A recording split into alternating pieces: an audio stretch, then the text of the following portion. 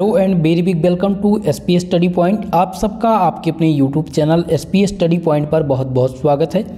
आज की इस वीडियो के माध्यम से हम BSc second year 4th semester chemistry का ऑब्जेक्टिव क्वेश्चन पेपर डिस्कस करने वाले हैं। ये क्वेश्चन पेपर डीडीयू यूनिवर्सिटी का है।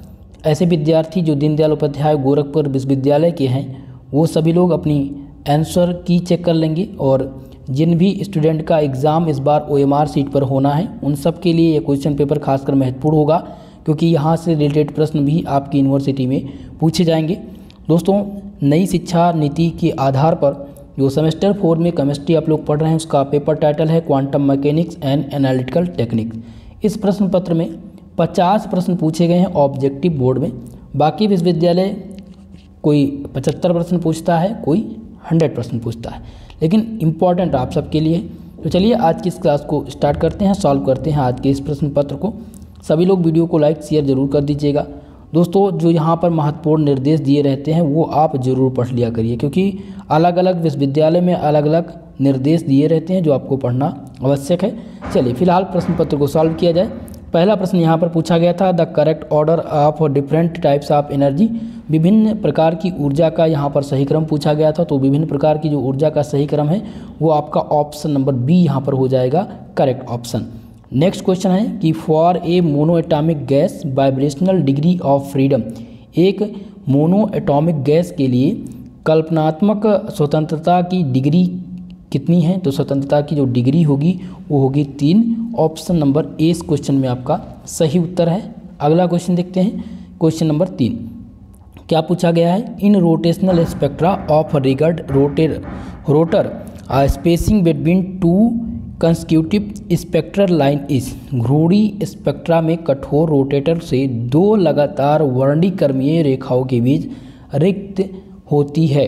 तो रिक्त कितनी होती है इसमें आपको ध्यान रखना है, 2b होती है। ठीक है, तो ऑप्शन नंबर कौन सा सही हो जाएगा? बी वाला ऑप्शन 3 नंबर प्रश्न का आपका सही उत्तर होगा।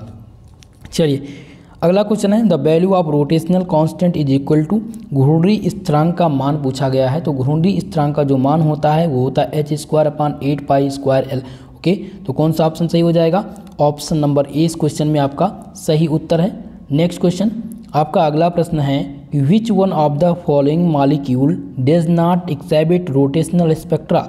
निम्नलिखित में से कौन सा अणु घूर्णी स्पेक्ट्रा नहीं शो करता है? तो यहाँ पर आप ध्यान रखेंगे N2 जो है ये घूर्णी स्पेक्ट्रा नहीं प्रदर्शित करता है। ऑप्शन नंबर सी में आपका सही उत्तर होगा। अगला क्वेश्चन है कि वाइब्रेशनल स्पेक्ट्रम रेंज इज। कंपन स्पेक्ट्रम की रेंज कितनी है? तो आप ध्यान रखेंगे 400 से लेकर 4000 सेंटीमीटर इनवर्स तक की कंपन स्पेक्ट्रम की रेंज होती है। तो ऑप्शन नंबर ए इस क्वेश्चन का सही उत्तर हो जाएगा। अगला क्वेश्चन पूछा गया था, fundamental transition is form. Fundamental transition इनमें से कौन सा है? तो ध्यान रखेंगे कि B=0 एंड B=1 यही है fundamental transition. Option number A इस क्वेश्चन का सही उत्तर है। अगला प्रश्न देखते हैं क्या पूछा गया था। नेक्स्ट क्वेश्चन है कि selection rule for vibrational transition for SHO is. Simple harmonic oscillator के लिए कंपन संक्रमण के लिए चयन का नियम पूछा गया था। तो चयन का नियम होगा del V +-1। ऑप्शन 20 में आपका सही उत्तर होगा। 8वें नंबर प्रश्न का जो सही उत्तर है वो ऑप्शन नंबर बी है। क्वेश्चन नंबर 9 नंबर प्रश्न में पूछा गया है कि वाइब्रेशनल एनर्जी फॉर SHO यानी simple harmonic oscillator is. Simple harmonic oscillator की सरल हार्मोनिक ऑसिलेटर की जो कंपन ऊर्जा है वो क्या होगी? तो इसकी जो कंपन ऊर्जा होगी दोस्तों होगी B+1/2 V/E जूल होगी। ठीक है, ऑप्शन नंबर सी सही है, या तो इसमें थोड़ा सा मुझे सस्पेंस है ऑप्शन नंबर ए। अब एग्जामिनर किस क्वेश्चन के साथ किस ऑप्शंस के साथ जाएगा वो आपका डिपेंड है। ये थोड़ा सा सस्पेंस है दोस्तों, तो ए या सी इसमें थोड़ा सा मुझे कन्फ्यूजन है। मैं श्योर हूँ ऑप्शन नंबर सी के साथ। चलिए फिलहाल अगर किसी भी क्वेश्चन में आपको डाउट है तो कमेंट बॉक्स में कमेंट जरूर कीजिएगा। अगला प्रश्न है, vibrational mode of CO2 molecule. CO2 अणु के लिए यहाँ पर क्या पूछा गया है? कंपन मोड पूछे गए हैं। तो CO2 के लिए कंपन जो मोड है दोस्तों उसकी संख्या कितनी होगी? तो उसकी संख्या निकालने के लिए हम क्या करेंगे 3n - 5। तो n की संख्या क्या हो जाएगी? 3 हो जाएगी। तो 3 × 3 - 5 कितना हो जाएगा, यहाँ पर 6 और यहाँ पर हो जाएगा 9 - 5 = 4। तो ऑप्शन नंबर कौन सा सही हो जाएगा, 4। Vibrational mode of CO2 molecule is 4, option A इसका सही है। अगला क्वेश्चन यहाँ पर पूछा गया है कि लीनियर अणु के लिए कंपन मोड कितना होगा। Vibrational mode of linear molecule can be, तो ध्यान रखिएंगे 3n - 5 होगा। क्या होगा, 3n - 5। n की जगह पे जो संख्या होगी वो रख देंगे और इसका मान निकाल देंगे। तो ऑप्शन नंबर 20 में आपका राइट उत्तर होगा। अगला क्वेश्चन पूछा गया था कि which of the following molecule is Raman active but IR inactive. निम्नलिखित में से कौन सा अणु रमन सक्रिय है लेकिन IR निष्क्रिय है। तो ध्यान रखेंगे कि इनमें हम बात करें यहाँ पर सम्मित O2 की, CO2 की और H2 की, तो ये दोनों हैं, इसलिए यहाँ पर बोथ A एंड B आपका करेक्ट उत्तर हो जाएगा। ऑप्शन नंबर डी आपका सही उत्तर है। ठीक है, चलिए अगला क्वेश्चन देखेंगे। नेक्स्ट क्वेश्चन क्या पूछा गया था कि which of the statement is true for the Stokes line and in the Raman spectrum। Raman spectra में रोटेक्स लाइन के लिए कौन सा कथन सत्य है। तो उनमें जो सत्य कथन है वो कौन सा हो जाएगा, ये हो जाएगा gamma I is greater than gamma S। Option number कौन सा सही है, सी वाला ऑप्शन इसमें करेक्ट उत्तर आपका है। चलिए अगले क्वेश्चन की ओर। नेक्स्ट क्वेश्चन है कि Raman spectroscopy is, Raman spectroscopy है तो ध्यान रखेंगे स्कैटरिंग ऑफ लाइट, ये प्रकाश का प्रकीर्णन जो रमन स्पेक्ट्रोस्कोपी है इसके अंतर्गत हम स्कैटरिंग ऑफ लाइट का अध्ययन करते हैं। ऑप्शन नंबर सी इसका सही उत्तर होगा। अगला क्वेश्चन पूछा गया था डी ब्रोगली का इक्वेशन, मोस्ट इंपॉर्टेंट है, हर बार पूछा जाने वाला प्रश्न है। तो डी ब्रोगली का इक्वेशन क्या है, यहाँ पर आपका सी ऑप्शन सही हो जाएगा बोथ ए एंड बी, क्योंकि लैम्डा = h/mb और लैम्डा = h/p ये दोनों डी ब्रोगली समीकरण के हाइपोथेसिस हैं। ऑप्शन सी इसमें आपका सही उत्तर है। अगला क्वेश्चन है अनसर्टेनिटी प्रिंसिपल पूछा गया, अनिश्चितता का सिद्धांत इनमें से कौन सा है। तो ध्यान रखेंगे del x × del p > h/4π। ठीक है, ये आपका क्या है, अनिश्चितता का सिद्धांत है। ऑप्शन नंबर कौन सा सही हो जाएगा, बी वाला इसमें आपका करेक्ट उत्तर होगा। चलिए नेक्स्ट क्वेश्चन देखते हैं। आपका अगला प्रश्न है radial function depend on the quantum number. Radial function quantum संख्या पर निर्भर करता है। तो ध्यान रखेंगे किस पर निर्भर करता है, तो ये निर्भर करता है n एंड l पर। ओके, ऑप्शन नंबर कौन सा सही है, सी वाला ऑप्शन इसमें करेक्ट उत्तर होगा। अगला क्वेश्चन है कि the maximum possible number of electron in cell is, एक कोष में इलेक्ट्रॉनों की अधिकतम संभव जो संख्या है वो कितनी है, वो n² है, वो 2n² है, माफ कीजिएगा क्या है, 2n²। ऑप्शन नंबर कौन सा सही है, बी वाला इसमें करेक्ट उत्तर हो जाएगा। अगला क्वेश्चन 19 नंबर जिसमें पूछा गया है कि Hamiltonian operator H is equal to, Hamiltonian operator H किसके बराबर है। तो ये बराबर होता है दोस्तों V - del स्क्वायर H² अपान 8π² m के। तो इसमें कौन सा ऑप्शन सही हो जाएगा, आपका ऑप्शन ए इसमें सही उत्तर होगा। अगला क्वेश्चन है Schrodinger wave equation is, Schrodinger wave equation इनमें से कौन सा है। तो ध्यान रखेंगे सोडिंगर वेव इक्वेशन क्या होता है, del 2 psi प्लस 8π² m अपान h² e - b psi = 0। तो ऑप्शन नंबर कौन सा सही है, सी वाला आपका इसमें करेक्ट उत्तर हो जाएगा। यही आपका क्या है, सोडिंगर वेव का इक्वेशन है। अगला क्वेश्चन देखते हैं। नेक्स्ट क्वेश्चन है कि the XY plane is a nodal plane for the orbital. XY plane कक्षक के लिए एक नोडल प्लेन है, तो PZ इसका होता है। PZ ये क्या है, नोडल प्लेन की संख्या है। ऑप्शन डी इसमें सही है। अगला क्वेश्चन देखते हैं, क्वेश्चन नंबर 22 जिसमें पूछा गया था कि which of the following is not an auxochrome. Most important है, क्रोमोफोर और एक्सोक्रोम ये दोनों पूछे जाते हैं, हर बार पूछे जाते हैं। तो पहले प्रश्न की बात करें यहाँ पर हम कि ऑप्शन ए की बात करें तो यहाँ पर क्या हो जाएगा, ए OH ये क्या है, ये क्रोमोफोर है। Cl भी क्रोमोफोर है, NH2 भी क्रोमोफोर है। यहाँ पर L जो कीटोनिक ग्रुप है ये क्या है, एक्सोक्रोम है। ठीक है, तो इसमें से एक्सोक्रोम में कौन सा नहीं है, तो डी वाला ऑप्शन इसमें करेक्ट उत्तर होगा। OH Cl और NH2 ये क्या है, ये एक्सोक्रोम है, लेकिन ये आपका क्रोमोफोर है। डी वाला ऑप्शन इसमें सही उत्तर है। चलिए अगला क्वेश्चन है कि EDTA transition method use for the metal ion that do not have a good inductor. धातु आयन जिसके उपयुक्त सूचक नहीं होते हैं उनके EDTA अनुमापन की प्रयोग वाली विधि कौन सी है। तो इसकी जो प्रयोग वाली विधि है इसको क्या कहते हैं, डिस्प्लेसमेंट कहते हैं, ट्रांजिशन कहते हैं और प्रतिस्थापन अनुमापन कहते हैं। ऑप्शन डी इसमें आपका सही उत्तर हो जाएगा।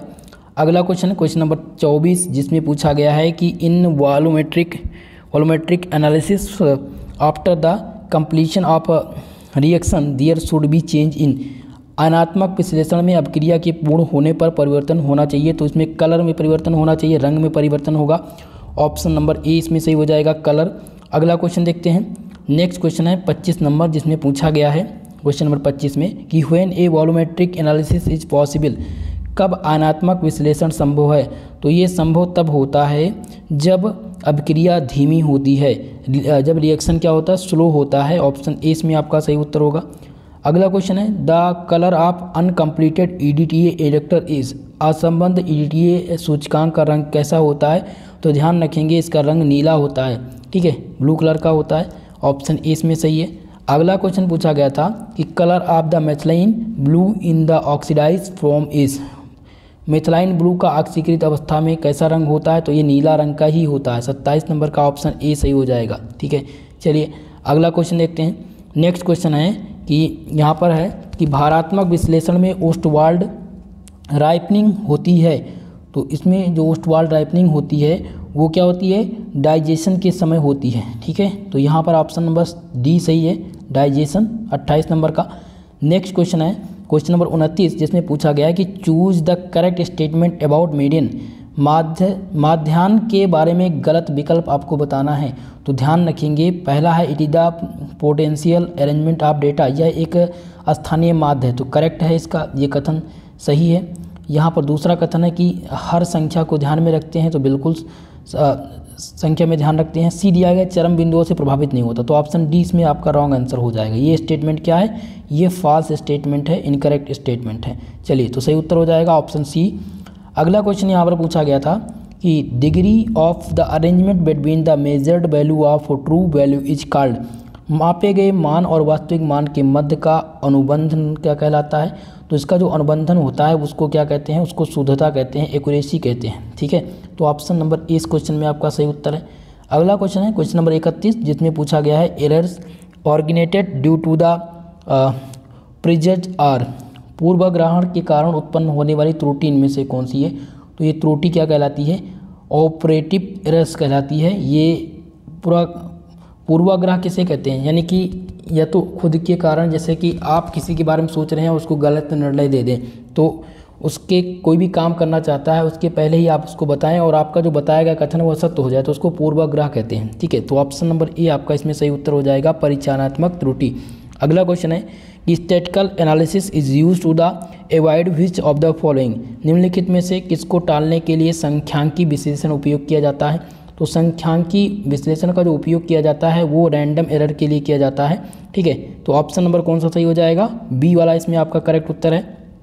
चलिए अगला क्वेश्चन देखते हैं। नेक्स्ट क्वेश्चन है क्वेश्चन नंबर 33, जिसमें पूछा गया है कि simplest types of the solvent extension is, पूछा गया है कि विलायक निष्कर्षण का सबसे सरलतम प्रकार इनमें से कौन सा है।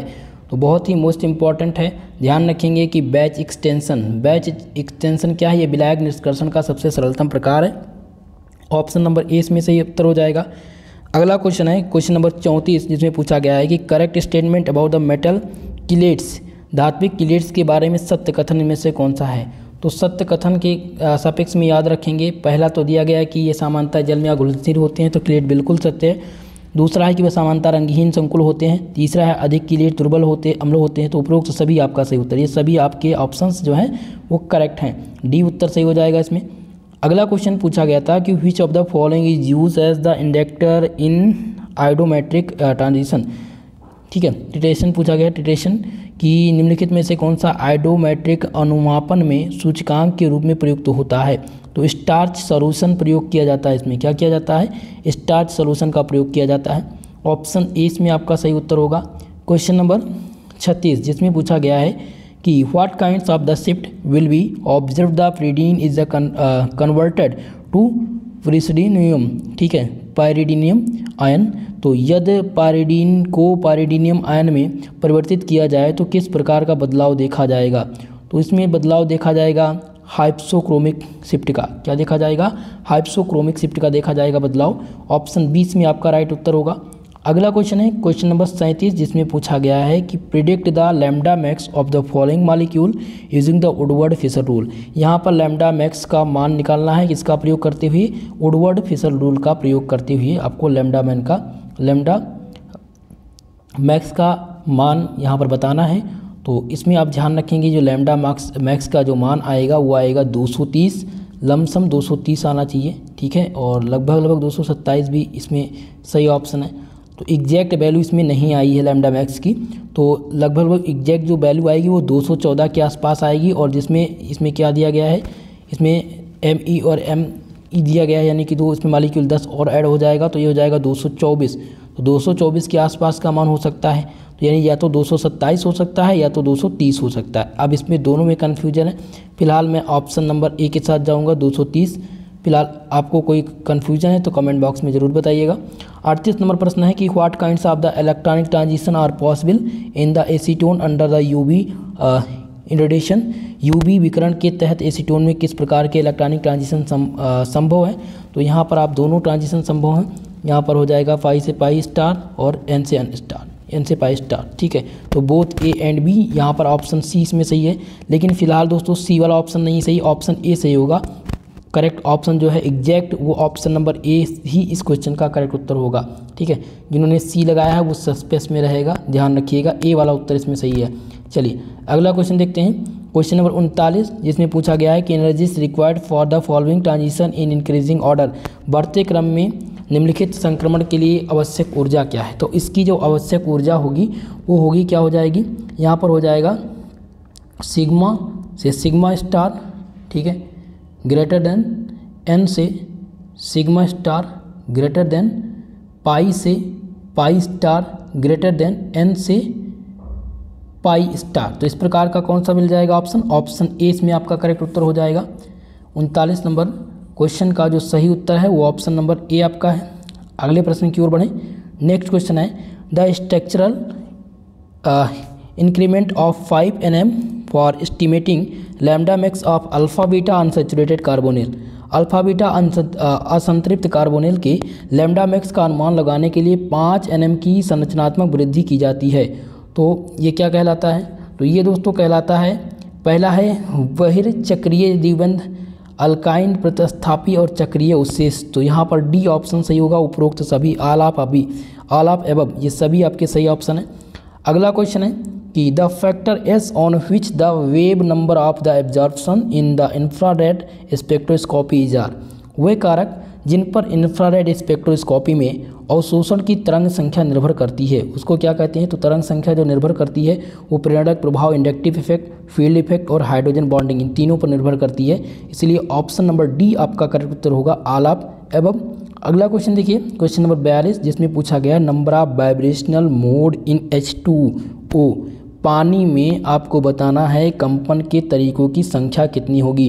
तो इसमें जो कंपन के तरीकों की संख्या आएगी वो 3 आएगी, ध्यान रखेंगे, मोस्ट इंपॉर्टेंट है, कई बार ये रिपीट हो चुका है।